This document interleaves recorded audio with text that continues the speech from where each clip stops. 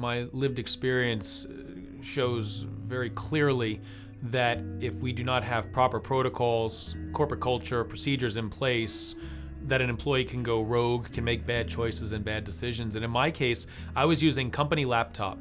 I wasn't hiding the gambling. I had a company-issued laptop that I was using to place bets, to research bets, to handicap.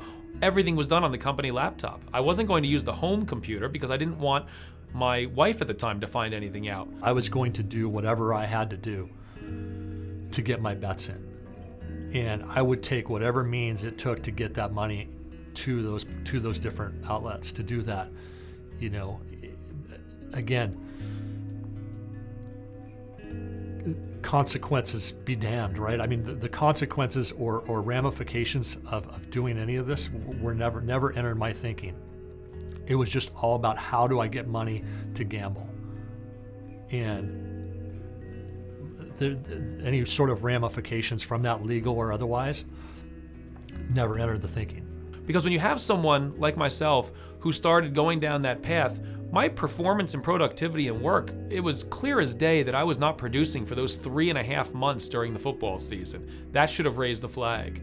When I was missing company mandatory meetings for excuse after excuse, that should have been a red flag. And you can also have some additional checks and balances in terms of having financial planners accept checks from customers.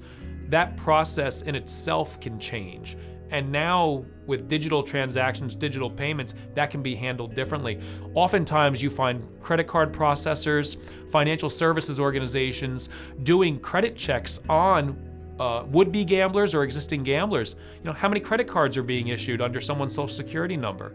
Is there fraud going on? Is there risk going on here? Integrity issues. You have a group of people who are very driven, very kind of impulsive sometimes, and the stakes are so high. So if you have an athlete that loses their career, for example, due to gambling, that's just absolutely devastating. So we have to be working with the industry to make sure that we're spotting markers of harm, keeping individuals safe, and identifying what best practices would be for safe and sustainable gambling.